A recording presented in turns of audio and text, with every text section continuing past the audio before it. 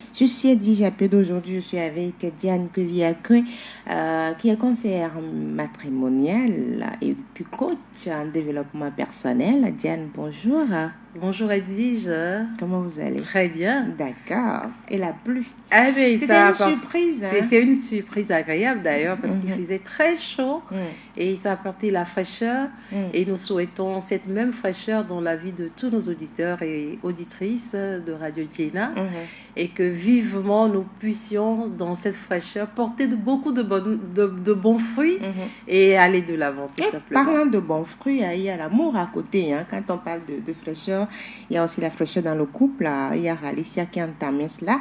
Dans Vie de couple, aujourd'hui, on va revenir sur la routine dans le couple. Quelques astuces pour éviter la routine dans votre couple. Alors, la première note, c'est de se laisser des mots doux.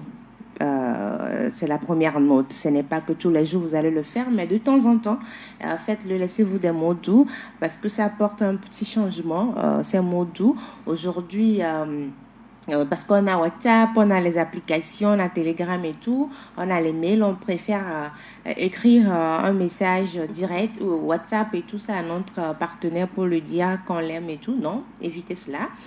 Sortez de ces comportements-là, ces habitudes. Évitez d'envoyer des SMS par application ou des mails. Je dis de laisser des mots doux à travers des notes. Vous écrivez vous-même la petite note à votre partenaire. Peut-être vous glissez cela dans sa chemise, dans son sac, parce que dans son bloc-notes, peut-être qu'il utilise habituellement. Vous savez que quand il va arriver au boulot, il va sortir cela. Quelque part où il retrouvera le mot. Pourquoi pas? Si c'est pour votre femme, vous savez qu'elle ira à la cuisine, laissez le mot avec les sticks, vous les laissez sur le réfrigérateur parce qu'elle retrouvera toujours le mot. Quelque part, juste où elle verra le mot, ou sur le volant de la voiture, si votre partenaire a une voiture, il y a toujours des lieux où vous pouvez mettre votre mot sur papier, juste pour créer un peu la chaleur dans votre couple et ramener ces picotements dans le cœur. Voilà, l'autre point, c'est de prévoir une journée déconnexion, s'il vous plaît. On est tout le temps acharné sur nos téléphones. Ce qui est intéressant, c'est qu'il faut vous déconnecter au moins une journée. C'est-à-dire que, si au cours de la semaine, c'est difficile de vous déconnecter, au moins lors du week-end, prenez une journée. Samedi ou dimanche, dites-vous, nous, d'aujourd'hui, pas de connexion. On se déconnecte, on est à la maison, on laisse le téléphone à la maison, on sort, on se balade, on découvre un peu notre quartier. Il y a certaines personnes qui sont dans un quartier depuis des années, mais ne connaissent même pas les coins du quartier. On vous dit, tu connais tel lieu de ton quartier? Non, je n'ai aucune idée. Donc, c'est le moment de laisser votre téléphone à la maison et de vous balader à deux et de découvrir votre quartier, découvrir peut-être la ville dans laquelle vous êtes, ou bien aller vers, si vous avez une plage, ou bien, je ne sais pas, des sites de randonnée, vous vous mettez en tenue de sport pour marcher un peu, ça vous fait un peu de sport aussi. Voilà. Troisième chose, se faire un apéro improvisé. Ouais. Un apéro improvisé. C'est parce qu'on n'a pas besoin forcément d'aller dans un restaurant, dans un bar, lunch pour pouvoir prendre un apéro. Vous pouvez vous-même préparer l'apéro improvisé. C'est-à-dire que vous allez faire des recherches pour voir quel apéro si est le mieux à votre partenaire. Puisque quand vous connaissez votre partenaire, la femme comme l'homme, vous savez ce qu'elle apprécie ou il apprécie. Donc, peut-être après avoir dans les habitudes, souvent quand vous êtes avec un homme qui aime suivre le journal ou bien une femme qui aime suivre le journal de 20 heures, elle a des habitudes le soir. Casser ces habitudes-là, préparer un petit apéro sympa pour grignoter un peu et avec un bon cocktail. Et puis, autour de ce cocktail, bien de l'apéro, où vous souvenez d'un moment fou, des bêtises que vous faisiez, surtout quand peut-être l'homme vous faisait la cour, bien la femme, quand vous arriviez vers elle la première fois, ce qu'elle faisait, ses comportements. C'est-à-dire, vous riez, vous oubliez tout et puis ça ramène des choses en fait. Et parfois, même dans ces discussions-là, cela, peut-être il y a des frustrations, c'est le moment de ressortir. Ah ouais, c'est vrai, mais ici, on corrige les choses. Bon, ce sont les 3 points. Il y a encore 2 points, mais d'abord, je vais avoir l'avis de la coach. Qu'est-ce qu'elle pense de ces 3 points que je viens de donner? Mais ce sont 3 points très importants, mais qui apportent vraiment la différence dans le couple, parce qu'aujourd'hui, on est dans un mode de vie où chacun court de gauche à droite, où on oublie l'essentiel, on s'oublie. Et s'il faudrait changer les choses, ce sera à nous. Et c'est à partir de ces petits gestes qui tissent des liens que là, on pourra retrouver la vie dans notre couple. D'accord. Faire renaître le glamour, c'est un autre point. Parce que parfois, on se dit, bon, faire renaître le glamour, qu'est-ce que je dois faire? Même parfois, vous prenez madame, bien c'est vous, madame, qui a eu votre voiture, vous déposez monsieur. Mais il peut arriver que quand la personne arrive, là, vous ouvrez la portière. C'est juste là, c'est-à-dire des petits gestes que vous ramenez dans votre couple. Peut-être vous brossez ensemble, discutez, ou bien quand la personne est en train de se brosser, vous ouvrez la porte de votre toilette et puis non, pardon, c'est pas comme ça. C'est juste, vous taquinez un peu pour ramener un peu le glamour dans votre couple. Et puis, proposez-vous de partir en week-end seulement à deux. Vous allez en week-end en deux, on me dira on n'a pas assez de moyens pour ça, mais essayez de le faire, c'est important. Et puis essayez de vous offrir des petits cadeaux en dehors des cadeaux habituels, c'est-à-dire peut-être date d'anniversaire, de naissance de votre partenaire, mariage, non. On sait qu'à ce moment, vous offrez des cadeaux, Saint-Valentin, tout ça, non. Sortez en fait de la routine. Au-delà de ces cadeaux-là, un jour vous sortez, vous allez au marché, vous voyez un petit collier, c'est intéressant, vous offrez ça à votre partenaire ou bien une montre. Voilà, des petits cadeaux qui ne sont pas ordinaires en fait, ça garde un peu. Ou bien vous voyez qu'il y a une ceinture qui est abîmée, alors qu'il aime vraiment cette ceinture-là. Vous prenez la ceinture et puis vous allez au marché lui trouver la même, mais avec de la bonne qualité. C'est un peu ça. Dernière chose, bon, vous allez rire, faites l'amour dans un lieu inattendu. Si c'est encore possible, tout dépend. Si c'est encore possible, si ce n'est pas là, c'est tous les jours à la maison là, il faut trouver des lieux. Et quand je dis un lieu inattendu, c'est pas uniquement dans la chambre à coucher, sur le lit conjugal. Habituellement, on se dit c'est là-bas. C'est là-bas ou c'est là-bas. Non, essayez de pimenter. Il y a beaucoup de lieux dans votre maison. Voilà qui est dit par rapport à la vie de couple. Un apport Mais je trouve que les auditeurs et auditrices sont gâtés. Oui, je les ai gâtés aujourd'hui. Absolument. Et l'essentiel dans le couple, c'est trouver ce qui nous unit. C'est trouver ce qui nous unit. Ce sont des pistes, mais chacun réfléchira à qu'est-ce qui... À changer, à modeler un peu. Voilà, selon ses moyens, selon ses conditions. Et c'est le plus important, se donner de l'intérêt. Se donner de l'intérêt. En fait, le mot, c'est ça. Dans tout ce qu'on fait là, c'est pouvoir apporter de l'intérêt à l'autre. Lui dire combien on l'apprécie, combien on l'aime, parce que même si on le répète, ça fait toujours plaisir d'entendre son bien-aimé nous exprimer ce qu'on ressent. Même si c'est pas dans les pratiques en Afrique, c'est important aujourd'hui. Il n'y a personne au monde à qui on dit de bonnes choses et que ça fasse du mal. Donc, soyez généreux, soyez généreuse en termes de compliments, en termes de changement, en termes de surprise dans le couple, parce que si on ne peut pas le faire dans le couple, alors là c'est mort. Parce que dehors, la vie c'est à 300 à l'heure. Et quand on dit des petites attentions, c'est aussi observer votre partenaire. Peut-être qu'aujourd'hui vous arrivez à la maison, vous voyez que madame elle n'a pas un bon visage. Le lendemain, dites-lui, prépare-toi. Si elle ne travaille pas, si elle est à la maison, prépare-toi, je te dépose quelque part. Vous l'amenez en allant au boulot. Déjà, vous avez déjà contacté peut-être celle qui fait les soins de visage. Vous arrivez là-bas, vous la déposez. Oui, doigt de fée, vous la déposez. Et puis, je dis, bon, aujourd'hui, séance visage. Parce que ton visage hier n'était pas bon. Prends soin de toi, je suis partie. Voilà, ce sont des trucs, c'est soins de visage, on peut utiliser 10 000, 5 000. Ça dépend des négociations aussi. Et de tout ce qu'on fait. Et puis ça dépend, en tout cas pour une fois pour sa femme, ça dépend mais de bons soins. Voilà, parce que 5 000 franchement, c'est pas... Non, ça dépend. On va juste nettoyer le visage. Voilà. Et puis... Mais comme on dit, tout cela, il faudrait connaître son partenaire. Voilà. Si ça plaît à la femme, parfois on fait des gestes là.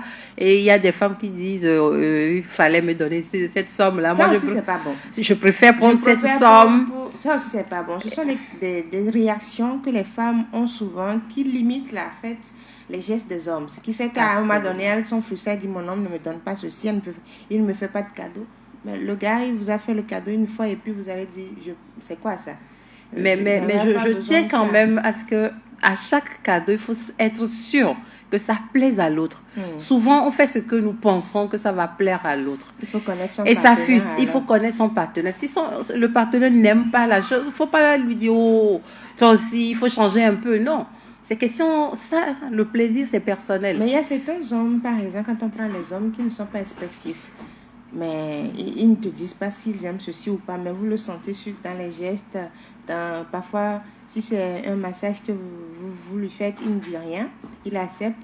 Mais le jour où vous ne faites plus, bon, on ne me masse plus, ça veut dire qu'il a apprécié. Qu'il a apprécié. C'est pour ça qu'il faut connaître son partenaire. Des deux côtés, c'est important aujourd'hui. Parce qu'il y a des couples, malgré les efforts, sont frustrés, tout simplement parce qu'on n'a pas demandé l'avis de l'autre. On n'a pas appris à connaître l'autre. On veut lui faire ce que nous, on aimerait qu'on nous fasse. Et je le dis souvent, c'est dans le couple seulement qu'on ne fera pas ça. On fera ce que l'autre aimera ou aimerait qu'on lui fasse. Et non, ce que nous aimerions qu'on nous fasse, on va faire à l'autre. Dans le couple, chacun a son goût. Et c'est important de le savoir. Il faut faire à l'autre ce qu'il aime et non ce que j'aimerais qu'on me fasse. Et là, le couple irait vraiment dans le bon sens. Voilà ce qu'a dit Farida Tou Alabani. Elle est la présidente de Youth Panel Lomé, gestionnaire des ressources humaines et communicante digitale. Elle est avec nous. Bonjour Farida. Bonjour. Comment vous allez? Je vais bien. On parlait des couples, j'ai vu, vous voyez, acquiescer. Vous êtes d'accord avec tout ce qu'on a dit aujourd'hui? Bon, je ne sais pas si je suis d'accord, mais je trouve quand même que c'est du bon sens. Et que si les couples se mettaient à mettre tous ces conseils en application, ça pourrait marcher. On n'aura pas beaucoup de dépression dans les couples. S'il y a tout ça, s'il y a beaucoup de joie, on n'aura plus de dépression. Et puis, discuter dans votre couple, pour finir avec ce sujet, essayer d'amener des projets de couple en discutant, c'est-à-dire peut-être sur la question d'enfants, sur la question de est-ce que vous voulez construire une maison ou être dans un appartement, des idées, adoption d'un animal, voyage, défis sportifs, tout ça, vous amenez organisation de mariage, c'est-à-dire vous amenez des sujets. Si vous êtes déjà dans votre couple, là, et vous vous dites, qu'est-ce que tu penses de renouvellement de vœux? Vous amenez des sujets qui créent en fait la discussion dans votre couple, des sujets sur également l'éducation de votre enfant ou bien de vos enfants. Peut-être qu'il y a des choses qui ne vont pas, mais étant donné qu'on est tous sous pression, on n'en parle pas assez. Donc, c'est l'occasion aussi de vous asseoir, de discuter. Qu'est-ce que tu penses de ça? Et si on prenait ce côté par rapport au garçon et à la fille, ce qui fait que dans le couple, il y a toujours des problèmes. Il y a toujours des problèmes dans le couple. Mais essayez de limiter ces problèmes-là. Et je voudrais ajouter ce qui est très important. Il y a des personnes aujourd'hui qui ne savent même pas ce qu'elles veulent. Et dans les discussions, on demande s'il dit aucune idée. C'est pas que la personne vous nague. En réalité, c'est qu'elle ne sait pas. Elle ne sait pas parce que, compte tenu de l'éducation, certaines personnes n'ont jamais pensé à elles-mêmes. Du coup, surtout avec les hommes, on leur demande, mais écoute, qu'est-ce que tu veux? Bon, propose quelque chose. À chaque fois, propose quelque chose. Et la femme se dit, mais chaque fois, c'est toujours toi, mais aujourd'hui, là, c'est toi qui proposes. Il y a des formations de couple qui se font aujourd'hui, qui aident énormément en termes de communication, parce que on dit communiquer, mais il faut savoir qu'est-ce qu'on communique et qu'est-ce qu'on se dit. C'est pas le fait de se mettre ensemble pour parler qui veut dire forcément communiquer, mais communiquer, c'est que savoir ce que vous voulez dire la chose, avoir le feedback de l'autre, retourner, et ça crée des échanges qui enrichissent la vie de couple. Et donc, s'il y a ces difficultés, aujourd'hui, il y a tournez-vous vers des spécialistes qui forment dans le domaine de couple. Parce que quand le couple ne va pas, le monde ne va pas. Voilà ce qui est dit par rapport à la vie de couple. On marque la pause, on revient pour parler de la jeune fille, comment devenir leader et briller dans sa vie. Et surtout les points clés pour être une leader performante. Chroniques, astuces, actualités, débats, buzz pour vous arracher de la tiédeur de votre couette. Les matins sur Radio Jenna, la balade matinale vous offre une bonne dose d'adrénaline et d'émotion. Balade matinale, permettez-vous une petite bouchée d'ondes positive.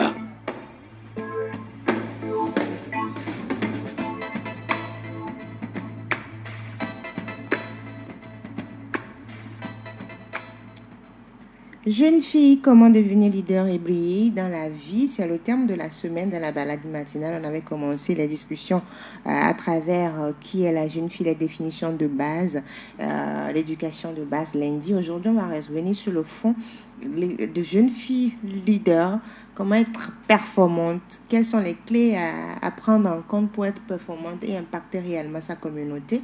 Alors, Farida Tou Alabani, vous avez commencé, on va dire, votre engagement depuis toute petite jusqu'à ce que vous ne deveniez aujourd'hui présidente d'une organisation de jeunes. Et au-delà de ça, vous êtes dans la gestion des ressources humaines, vous êtes également communicante digitale. C'est pas tout, il y a beaucoup de choses, mais on n'a pas tout cité. Comment vous en êtes arrivé à ce niveau? Merci beaucoup. Déjà, merci pour l'invitation. Je suis très ravie d'être là. Je dois dire que tout est venu d'une passion et également du constat sur le terrain de la situation justement des enfants. À la base, je me suis engagée particulièrement pour le droit des enfants, lutter contre les violences et la maltraitance faites aux enfants. C'est parce que depuis tout jeune, je remarquais dans ma communauté des enfants qui se faisaient maltraiter, des enfants qui n'étaient pas à l'école mais qui étaient dans la rue par faute de moyens ou alors à cause de difficultés, de problèmes avec les parents. Du coup, très jeune, j'ai intégré le conseil consultatif préfectoral des enfants de l'arrondissement 1 à l'époque qui était dans la zone du grand marché de Lomé. Donc, nous faisions des réunions. Nous allions même dans le marché pour discuter avec ces enfants-là qui n'allaient pas à l'école, pour leur demander pourquoi est-ce qu'ils ne vont pas à l'école. Et lorsqu'on rassemblait ces problèmes-là, on essayait d'aller vers les autorités, notamment à l'époque, c'était beaucoup plus la préfecture, la préfecture au niveau du préfet pour voir qu'est-ce qu'on pouvait faire pour ces enfants-là et aussi vers les ONG. Du coup, c'est au fur et à mesure que je voyais que, en fait, ça prenait que ce petit groupe-là qu'on avait formé arrivait réellement à créer du changement, à impacter. Du coup, on s'est dit, pourquoi ne pas s'engager encore pour des causes un peu plus grandes? Et progressivement, on est arrivé à la cause de la jeune fille et de la jeune femme, qui aussi est une couche très vulnérable de la société. L'idée, c'est de vraiment nous-mêmes tout d'abord incarner un modèle, mais aussi amener ces filles-là qui peut-être n'ont pas eu la chance d'être dans les mêmes conditions que nous, mais d'arriver à baliser le terrain et de les amener à avoir confiance en elles, pour les amener à s'engager pour leur communauté. Aujourd'hui, adulte, comment vous vous sentez quand vous revoyez un peu votre parcours? Fière et un peu mélancolique, parce qu'il y a beaucoup de choses aussi qu'on aurait pu faire autrement. Énormément de choses, mais quand on est grand, on se disait cette stratégie-là vraiment on aurait pu adopter une autre, ça n'avait pas du tout lieu d'être. Donc adulte maintenant, en tout cas je suis quand même fière du chemin parcouru, des résultats que nous avons obtenus jusqu'à ce niveau. Alors, vous avez dit que tout est parti d'une passion, d'un constat sur le terrain par rapport à la situation des enfants, mais à quel moment vous vous êtes dit oui, il faut que je sois leader, que je m'engage pour défendre cette cause-là? D'accord. Je vais raconter une petite anecdote. Déjà, quand je me suis engagée dans le CCNE, c'était un peu bizarre avec les parents, ma maman qui ne comprenait pas trop qu'au lieu d'étudier, je partais à des réunions.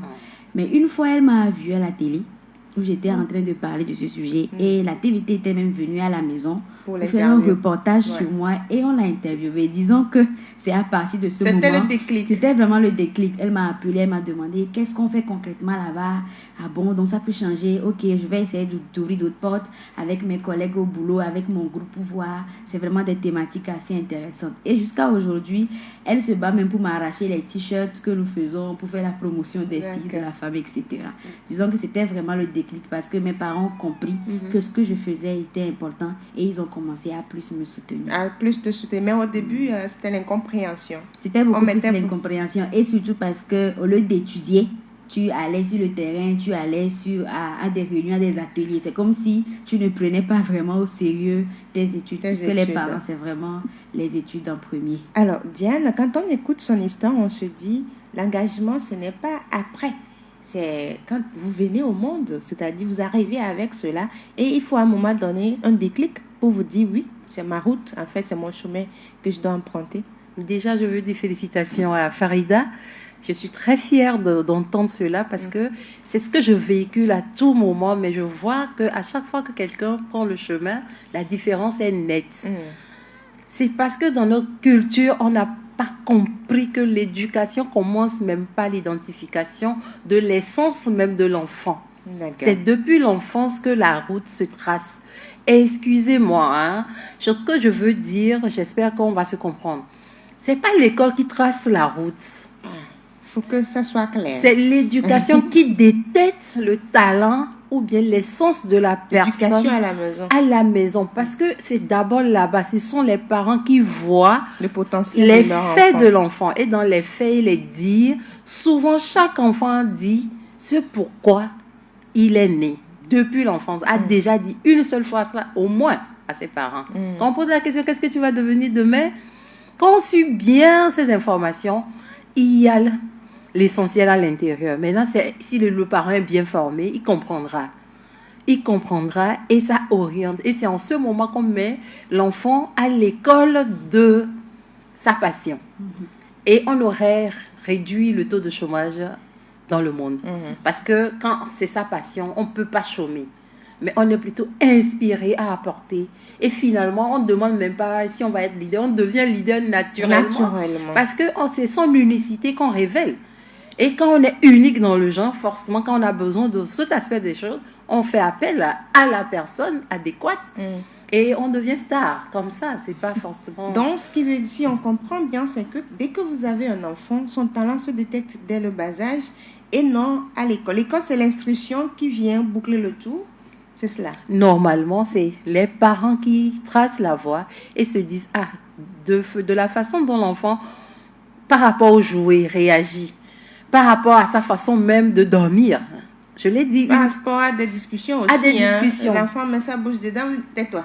Et souvent on dit, la preuve, elle a une force de caractère, ce qui a fait que malgré tout, elle est sortie. Normalement, c'est peut-être une leader demain qui va être dans les débats et tout ça. Chaque fois qu'on demande, oui, mais toi tu parles trop. Oh, voilà. L'enfant là, elle dérange beaucoup. Hein. Dès qu'on sort, on veut rappeler à tous nos amis que nous avons un enfant. Oui, donc elle dérange. Non, faut pas déranger, tata, quitte là. Parfois, on achète un jouet, c'est l'enfant qui casse. Et à chaque fois, dans notre vernacular, on dit, Devi, à nous, qu'il casse tout. Alors qu'au fond, peut-être que c'est un ingénieur. Il casse pour voir ce qu'il y a dedans. En fait, quelque chose se passe dans sa tête qui l'oriente à agir de la sorte. Et ce n'est que les parents qui pourraient voir. Enfin, celui qui, même si ce n'est pas le parent direct, le tuteur, voilà, de l'enfant qui voit. Ce n'est pas de l'enfant. Et chez nous, dans notre vernacular, c'est important, c'est depuis l'enfance. Par exemple, moi, depuis l'enfance, je disais, je veux être médecin, je veux être avocat, je veux être interprète. Mais au fond, parfois, c'est pas forcément le métier dont on parle. Mais avocat, aujourd'hui, j'ai compris, ce sont mes valeurs. Je n'aime pas l'injustice. Voilà. Du coup, l'avocat, dans mon sens, c'était pour défendre. Pas forcément devenir avocat métier. Ouais. Mais docteur, je veux soigner les gens. Et tout ce que je fais aujourd'hui... Ça soigne. Ça soigne le mental. C'est ça mon métier, soigner le mental. Interprète. Au finish, j'ai le verbe. Ouais. Et quand on réunit ces trois éléments, il y a le verbe. L'interprète ne fait rien sans parler. Le médecin ne fait rien sans parler. L'avocat parle toujours. Tout le même. Et depuis l'enfance, moi, qu'est-ce qu'on me dit? On dit, toi, tu parles trop. Voilà. Et c'était le don qui se révélait, mais on trouvait ça que c'était un défaut. On n'a pas pu détecter cela. Exactement. Donc, c'est important de suivre son enfant. En tout cas, aujourd'hui, pour nous, parents qui venons, nos papas ou nos mamans ne l'ont pas forcément eu. Mais aujourd'hui, ce sera... Il faut se rattraper. Rapidement. Alors, Farida, dans vos actions et tout ça, est-ce que vous avez constaté qu'il y a un changement? Est-ce qu'aujourd'hui, la jeune fille, quand on est fille d'abord, parce qu'on a moins de 18 ans, il y a un accompagnement, il y a un travail qui se fait, il y a un revers du côté des parents? Voilà, ça veut dire que c'est difficile. Ça veut dire que c'est vraiment difficile. Récemment, au UFANEL, on a eu à faire une enquête où on a discuté avec les parents par rapport à l'éducation même de la fille à la maison. Et on a remarqué qu'il y a énormément de choses encore qui restent à être faites. Généralement, les jeunes sont éduqués beaucoup plus par la rue, par la télévision, que par les parents. Et ce n'est pas forcément de leur faute. On dit souvent qu'en Afrique, nos parents sont beaucoup plus occupés à nous faire suivre qu'à réellement s'intéresser à nous. C'est-à-dire, tant que le parent arrive à payer ton écolage, à te nourrir, à t'habiller, à te loger, oui, c'est déjà bon. Ouais. Le reste, là, ce n'est pas vraiment son problème. Du coup, bon, c'est son problème, mais il est juste occupé par d'autres problèmes. Du coup, ce n'est pas vraiment évident. Et aujourd'hui, avec l'avènement des réseaux sociaux et de la modernisation, avec toutes ces mauvaises informations et cette mauvaise éducation-là, ce n'est pas toujours évident. Néanmoins, il y a quand même quelques parents qui continuent de faire l'effort d'accompagner leurs enfants le plus possible dans l'éducation. Et dans le comportement des filles, qu'est-ce que vous ressentez aujourd'hui? Est-ce qu'il y a une prise de conscience ou on est toujours dans le mouvement? Parce que souvent dans l'éducation qu'on donne à la jeune fille, c'est que quand tu es adulte, tu vas te marier. La finalité, c'est ça. Tu seras dans un couple. Tout ce qu'on te demande, c'est d'aller dans un couple. Ou bien est-ce qu'il y a un changement de mentalité par rapport à cela? Ok. Là, je dirais oui. Parce que déjà aujourd'hui, lorsque nous-mêmes on analyse l'environnement, on a des modèles, ce qu'il n'y avait pas avant. On se dit que, voilà, il y a une femme qui s'est mariée, qui a fait des enfants, mais qui est également à un poste assez stratégique et de prise de décision. Ce qui veut dire que mon rôle ne se résume pas uniquement à la maison. Même si je suis bonne à la maison, je peux également être bonne, je peux également contribuer à ma société. Du coup, à cause de tous ces modèles-là, de ces mentors, bien sûr de la sensibilisation aussi des ONG, des associations, il y a quand même une prise de conscience de ce côté. Même les parents commencent à avoir de grandes ambitions pour leurs filles par rapport à avant. Maintenant, comme je l'ai dit, le problème aussi qu'ils ont un obstacle qu'il y a, c'est justement cette mésinformation-là qu'il y a aujourd'hui et qui fait que la vie facile, aussi la recherche de la vie facile, du bien facile a aussi pris un peu le dessus. Du coup, retrouver des filles, on peut dire que c'est partagé, quoi. Peut-être qu'il y a 50% de filles qui se disent que je vais me battre pour y arriver tel, et 50% qui se disent que, bon, si j'arrive à obtenir tel d'un homme, j'ai déjà réalisé aussi ma vie. Mais il faut avouer qu'il y a vraiment du changement. Qu'est-ce que vous pensez de cela par rapport au comportement de la jeune fille, des femmes aujourd'hui, en rapport avec leur développement, en rapport avec le leadership et tout? Alors, aujourd'hui, c'est un problème qui est là. Et comme je le dis, je salue beaucoup les ONG, toutes les actions dans ce sens. C'est ça aussi la société. Il y a des problèmes, il y a des personnes qui ont reçu des dons pour apporter la solution. Ces personnes travaillent dans le même sens. Alors, le fait qu'il y ait ce problème, moi, c'est pas ça le plus important. Mais qu'il y ait des solutions à ce problème, je pense que ça nous permet d'avancer. Puisque c'est de ça. Il fallait partir d'un point et aller à un autre point. C'est ça la croissance, le développement. Donc aujourd'hui, au moins, on a de la matière interne qui commence à se réveiller. On a des exemples à suivre. On a des personnes qui inspirent, ce qui fait que même avec l'avènement des réseaux sociaux, moi je dis toujours, quand la flamme est plus forte, c'est quelques instants. Après, ça s'éteint. Ça va passer, les gens vont faire l'expérience et ils vont comprendre par après que c'est pas, on pensait que, mais finalement on a compris que ce n'est pas ça.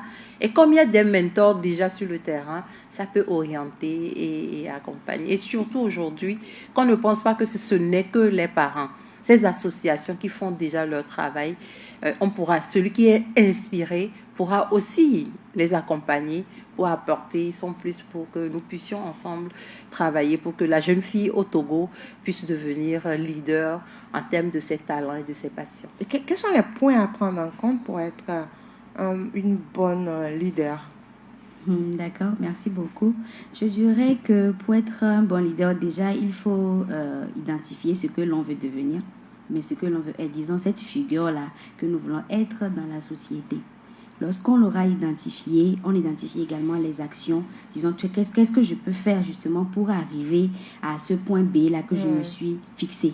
Parce que lorsqu'on n'a pas d'objectif, on a beau avoir des compétences et des capacités, tu vas juste tourner en rond. Donc, identifier ce que tu veux être, identifier la mission que tu veux mener, identifier les actions qui vont t'amener progressivement à ce niveau.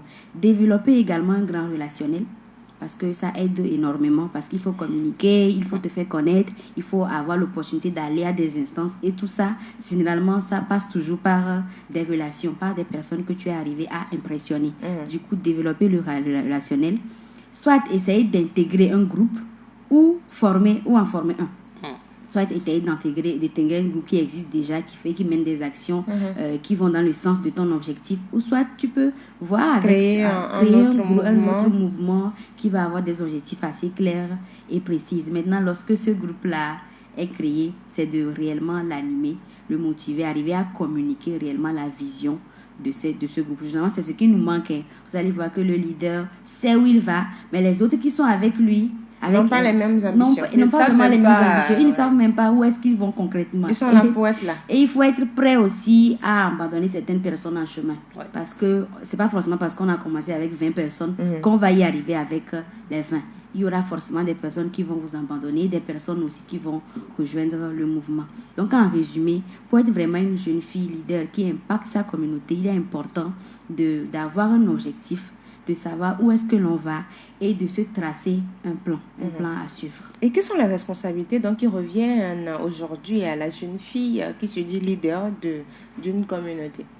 Alors déjà, je voudrais ajouter une chose très importante parce que objectif sans vision aussi fait tourner en rond. Parce que lorsqu'on aura fini de réaliser l'objectif, on n'a plus rien à faire. Il faut savoir où est-ce qu'on veut aller. C'est pour ça que je vais plutôt dire, il faut d'abord mieux se connaître. Connaître sa vision de vie. Et c'est ça la cause qu'on défend. Ça peut se matérialiser par un constat, déjà parce que la société nous accueille avec les problèmes par rapport à notre vision. C'est ça qui fait que quelqu'un est attiré par tel problème et l'autre non. C'est ce qui est en nous qui fait qu'on est connecté à tel problème. Et avec ça, on peut déjà imaginer notre vision. On peut déjà commencer par suivre cette piste pour dire que c'est notre vision. Et à partir de cet instant, poser des objectifs, se fixer des objectifs pour les atteindre. Mais comme la grande vision est là, une fois qu'on finit là, on va reprendre un autre objectif pour y arriver. Et c'est très important. Aujourd'hui, on a beaucoup d'objectifs, mais sans vision. Ce qui fait que finalement, on se perd et on est avalé par d'autres groupes. On ne se rend même pas compte que... Et c'est après qu'on se rend compte que non, c'est pas ça. Ça n'existe plus. Donc, chaque personne, chaque individu, à un moment donné, que ce soit à la maison ou non, doit se poser la question. Pourquoi est-ce que je suis sur Terre? Cette question commence par changer les choses dans notre tête. Moi, jeune fille, je vois tout le monde faire des choses, mais moi, est-ce que ça me sied? Sinon, qu'est-ce qui me sied?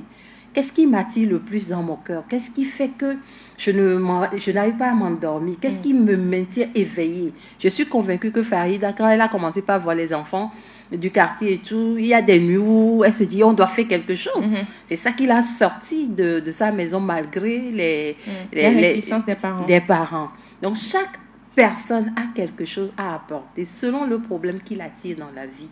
Et à partir de ça, on peut commencer par poser des actions. Et c'est ça la façon de prendre des responsabilités. C'est ça les petites actions-là qui finalement créent notre image à notre insu. On commence mais on ne sait pas où on va. C'est au fur et à mesure que finalement la chose se dessine et on est rentré dedans. Et ça nous permet, on commence par parler de nous en termes de... Alors que nous-mêmes, peut-être au départ, on le disait, mais ce n'était pas évident. Alors, vous avez parlé d'image. Pour être un bon leader ou bien une jeune fille leader performante, il faut prendre en compte son image. Qu'est-ce qui rentre en jeu à ce niveau?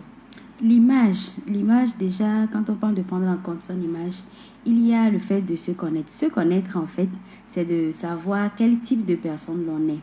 Qu'est-ce qu'on aime faire? Qu'est-ce qu'on fait bien? Qu'est-ce que les autres nous disent qu'on fait bien? Qu'est-ce que les autres nous disent peut-être qu'on ne fait pas bien et qu'est-ce qu'on pourrait améliorer? Quels sont les sujets qui me rendent sensible? Qu'est-ce que je regarde et je me mets tout à l'heure en colère? Et quelles sont les situations aussi qui me font sourire? Faire ce petit check-up-là, en fait, permet d'arriver à identifier qui je suis concrètement dans la société, quelles sont les compétences que je pourrais mettre en application pour telle ou telle cause. Maintenant, l'autre image aussi, c'est comment est-ce que la société vous perçoit. Parce que pour être une personne qu'on écoute et dont on prend en compte les idées, il faudrait aussi qu'on véhicule une certaine image. C'est de ça que j'ai parlé en disant d'abord d'être des modèles. Qui vous êtes? Qui vous êtes en réalité. Tu ne peux pas tout à l'heure dire que tu défends tel et toi-même on te voit derrière en train de faire la même chose, mais peut-être autrement. ça ne t'honore pas du tout. Donc, un leader ou une jeune fille leader doit arriver aussi à polir vraiment son image, à s'assurer d'être assez respectable, d'être vraiment sur la ligne justement du combat qu'elle est en train de mener. Parce que aussitôt, dès qu'on remarque que tu dis autre chose et que tu fais autre chose, ça ternit en même temps ton image. Et donc, ça veut dire que c'est le plus important, c'est d'abord travailler sur sa personne avant de rentrer dans ce combat que vous voulez engager. Oui. Alors, je dirais oui et non. Oui, parce qu'une fois qu'on en est consciente, on parle de la jeune fille, là, on commence par travailler à créer son image. Ouais. Mais parfois, ça nous prend sans même qu'on ne se rend compte. Ouais. Tellement vous rentrez dans l'engagement et après vous dites « Ah, je suis vraiment dans l'engagement. » Dedans. Et on commence par se dire que « Ah, il y a des choses que je ne peux plus faire. Ouais. » Il y a ça là, franchement, ça ne correspond plus. Ça ne correspond plus. On commence par tailler les choses et ça crée une image aussi. Parfois, on le sait, parfois, la nature nous prend au dépourvu et on se découvre au fur et à mesure. Alors, je vais ajouter un peu par rapport à ça. Il y a ce que nous appelons aussi aujourd'hui le personal branding, qui est réellement, quelle est cette image-là que vous reflétez? Qu'est-ce que les gens pensent réellement de vous? Qu'est-ce que les gens vous voient faire? Et quelle est leur idée par rapport à vous? Et c'est vraiment très important lorsqu'on veut être un leader, une personne vraiment dont on va pouvoir prendre en compte les opinions. Donc, ça veut dire écouter et communiquer efficacement. C'est le premier point pour être un bon leader. Maintenant, l'autre point, vous avez parlé de son image, de sa personnalité et tout. Qu'est-ce qu'on ne doit pas faire alors? Qu'est-ce qu'on ne doit pas faire? Parce qu'on dit il y a des choses qu'on ne doit pas faire. Qu'est-ce qu'on ne doit pas faire? Je commence par Farida. Qu'est-ce qu'on ne doit pas faire? Je dirais on ne doit pas poser tout acte qui va à l'encontre de ce que l'on défend. Comme quoi? Lorsque, je peux donner un exemple peut-être contextuel, on dit par exemple que nous défendons les droits des enfants, etc. Et on te voit toi-même peut-être en train de maltraiter un enfant. Ou bien tu vas quelque part pour manger, il y a une fille qui vient te servir et tu te mets à lui crier dessus. Ça veut dire que toi-même tu es en train de poser... Pas décent. Pas décent. Tu es en train de poser des actes justement qui vont à l'encontre de ce que tu es en train de défendre. Et généralement, ça tourne autour de ça. Il y a aussi le fait que lorsque nous allons vers les communautés, il y a de ce qui disent que non, les filles d'aujourd'hui sont telles, elles veulent la vie facile, etc. Ça veut dire que si tu veux être un leader là, tu as intérêt à aller travailler. On n'a pas intérêt à te voir en train de demander, en train d'être derrière les gens, etc. Non, tu as intérêt à incarner ce que tu dis. Donc, il faut que tu travailles dur et qu'on puisse savoir réellement d'où viennent tes résultats, etc. Il faut travailler et puis après, on peut t'appuyer facilement. On se dit, bon, elle se bat déjà, on peut l'accompagner. Mais si ce n'est pas le cas... Mais il faudrait que ça soit clair, quoi. Que la source là soit assez claire. Si ce n'est pas clair, c'est un problème pas clair, aussi. Ça, on va dire que non, tu ne dis pas la vérité et que ce que tu es en train de prôner, tu es en train de faire le contraire derrière. Donc, c'est de vraiment s'assurer que tous les actes que l'on pose vont dans le sens de la cause qu'on est en train de défendre, de l'image qu'on veut de soi. Alors, être une jeune fille leader, performante, c'est prendre en compte l'identité, comme vient de dire Farida. Il faut être cohérente et conséquente envers soi-même et envers la cause qu'on défend et envers les autres. Il faut être une le matin, une le soir, une le midi. C'est-à-dire que quand on vous retrouve, que ce soit au Togo ou ailleurs, que vous soyez la même personne. Que ça ne soit il n'y a pas une différence. Absolument. Là, on parlera d'intégrité. Et votre A est A, votre B est B, votre oui est oui. Et en ce moment-là, vous créez votre marque. Et comme je le dis, le personal branding en réalité, c'est tout cet ensemble-là de votre vie qui crée votre marque et que vous reflétez même de loin. Et je dis souvent, quand on dit un parfum, le même parfum, que ce soit en Inde, que ce soit au Togo, aura la même odeur et on donnera le même nom à ce parfum. Et c'est comme ça le leader ou la jeune fille leader devrait être. Est-ce que la leader aussi ne devrait pas se laisser influencer? Parce qu'il y a vraiment ça aussi. Il y a l'influence qui peut venir de l'environnement, de d'autres personnes aussi qui vous observent. Parce qu'on a tendance à vouloir rapidement vous détourner. Vous détourner de vos objectifs. Donc, il faut vraiment être assez cohérent et être assez posé pour analyser toutes les personnes et toutes les situations. Les apports que vous avez. Parce qu'il suffira juste de dire le contraire de ce que vous avez dit une fois et tout à l'heure, votre opinion est biaisée à jamais. Donc, vraiment faire attention à l'influence qui est autour de soi. Ça veut dire gérer les risques. Gérer les risques. Savoir gérer tout ça pour pouvoir réussir. Maintenant, et savoir avec qui composer selon la vision. Voilà, je devais venir à cela. Le travail avec un groupe qu'est-ce qu'on doit primer quand on a un groupe autour de soi ou une team autour de sa personne? La réponse là, je dirais qu'elle est peut-être à deux volets. Ça dépend aussi de l'âge. Nous qui avons commencé un peu plus tôt, on a d'autres manières de voir les groupes. Et lorsqu'on arrive aussi à un certain âge, on a aussi une autre façon de voir le groupe. Et ça correspond en réalité à ce que nous voulons, à ce que nous voulons devenir, etc.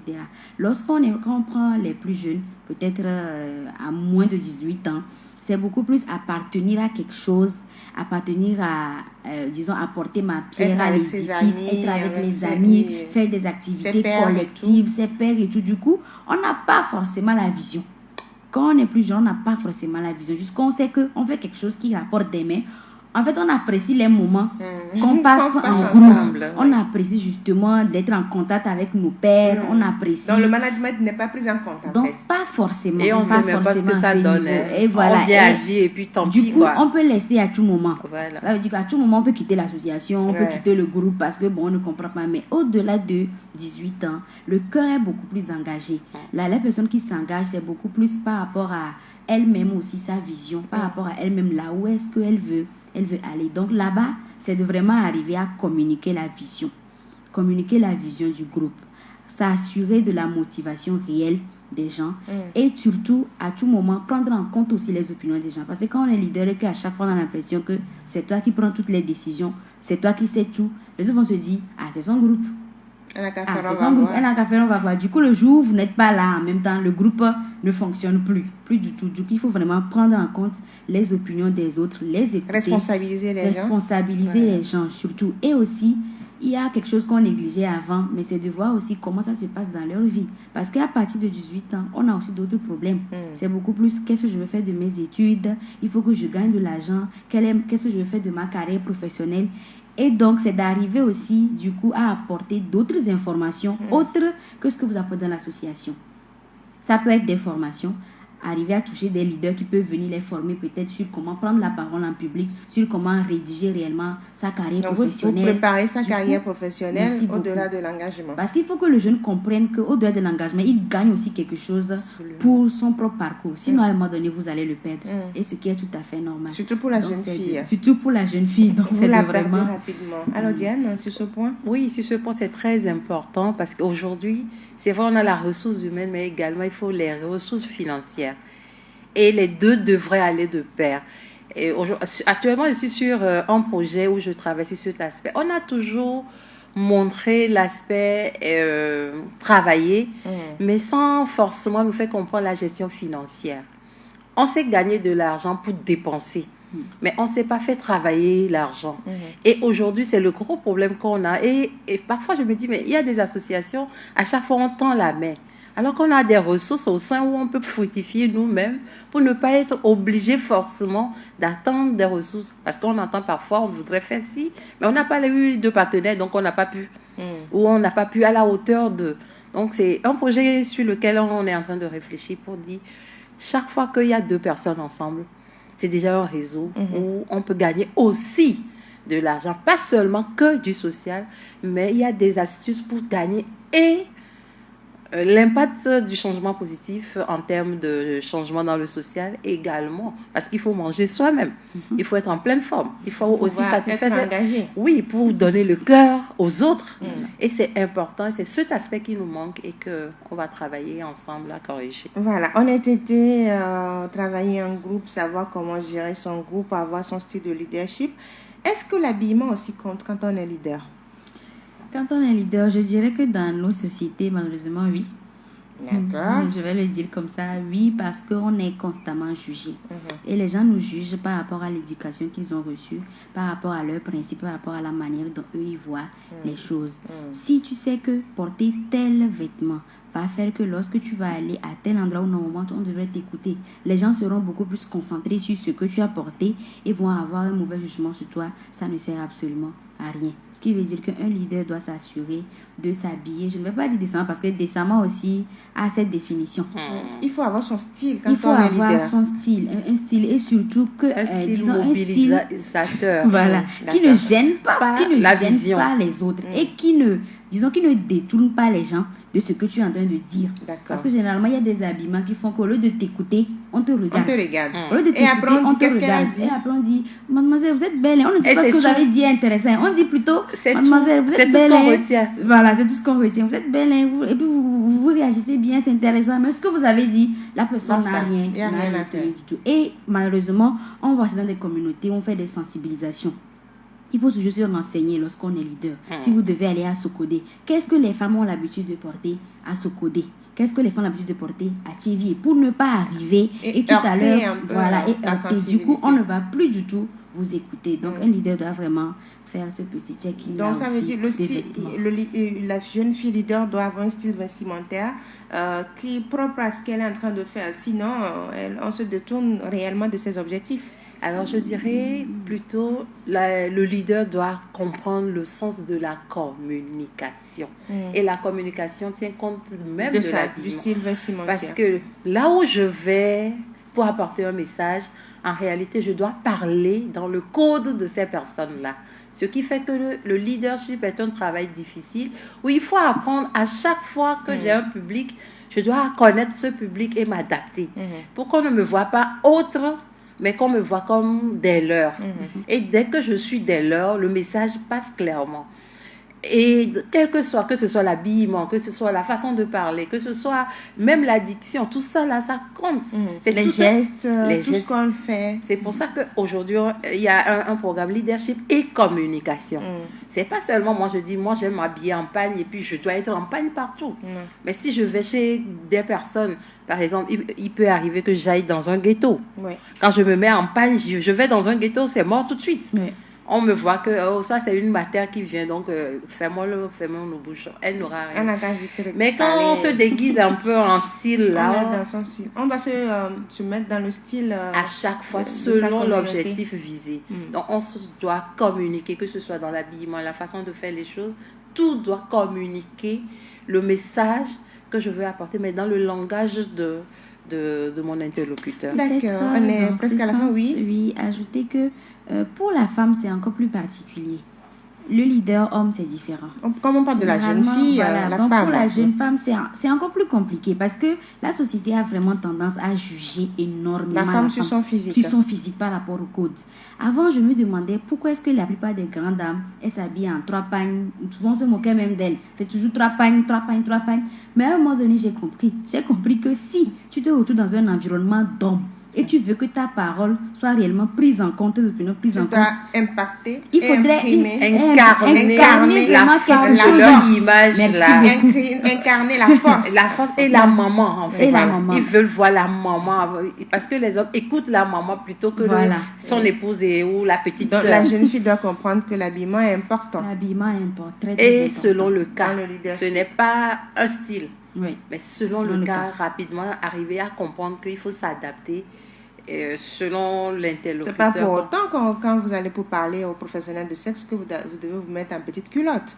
Voilà, il faut comprendre ça aussi. Mais attention, il y a des aspects où il y a eu un cas, parce que pour rentrer là-bas, il faut déjà être perçu comme des leurs. Donc, c'est pas qu'on porte ça depuis la maison. Mais on peut pouvoir s'intégrer. On a un déguisement. C'est un déguisement en ce moment-là. Ce n'est plus un style vestimentaire. Ça, c'est pour aller passer le message. Mais d'une manière générale, quand on vous voit, vous devez incarner ce que vous êtes en train de faire à travers votre style vestimentaire, votre style de leadership. Et le mode, c'est la simplicité. Tout le monde aime la simplicité. Vous vous compliquez la tête avec les maquillages. De toute façon, on peut se maquiller sobrement aussi, mais l'essentiel est tout faire pour être simple. Et quand on est simple, on passe partout. Voilà. Merci beaucoup, Diane. C'est un petit conseil aujourd'hui, rapidement. Alors, rapidement, je voudrais parler de le clou de girofle pour notre peau, surtout la peau africaine. D'accord. Alors, on peut en faire une petite lotion et sur une peau bien propre, c'est-à-dire on a démaquillé, etc., et mettre comme une lotion tonique. Vous aspergez. Donc, vous écrasez, vous chauffez un peu et vous passez et puis vous gardez la lotion avec une couleur brune, bien brune comme café, et vous mettez dans un spray, dans une boîte à spray. Et avant même après la douche et tout, avant de passer votre crème de jour et tout, vous aspergez, vous le laissez sécher. Ça rentre dans la peau. Et puis maintenant, vous passez tout ce que vous avez à passer avant de sortir. Ça veut dire que vous nourrissez la peau, vous protégez la peau, vous donnez la jeunesse à la peau et vous l'hydratez avec ce geste. Merci beaucoup, c'est un plaisir. Merci Faridatou Alabani d'avoir accepté notre invitation. Un message à la jeune fille qui vous écoute aujourd'hui. Je dois dire à mes pères, à mes soeurs, qu'on est capable de ce dont on a envie. Et il est très important de ne surtout pas se laisser influencer par le suivisme ou par la mode, mais de rester très très concentré par rapport à ce dont on a envie et ce qu'on veut devenir. Il est aussi important de se dire qu'on ne va pas être une personne qui va être juste de passage sur la terre, mais il faudrait que je puisse aussi contribuer d'une manière ou d'une autre à faire le bonheur ou bien à améliorer une situation de ma communauté. C'est très important aussi de s'engager. Voilà. Faridatou Alabani qui conclut notre débat de ce mercredi. Elle est la présidente de Youth Panel Lomé, gestionnaire des ressources humaines et communicante digitale. C'est le peu que je peux vous donner parce qu'il y a d'autres encore que je connais. Merci beaucoup à Diane Keviak qui gère Doigt de Fée. Alors faites appel à elle pour des conseils. On se donne rendez-vous vendredi pour le dernier numéro de la balade matinale de la semaine. D'ici là, portez-vous bien et soyez des leaders dans vos communautés. Bye bye.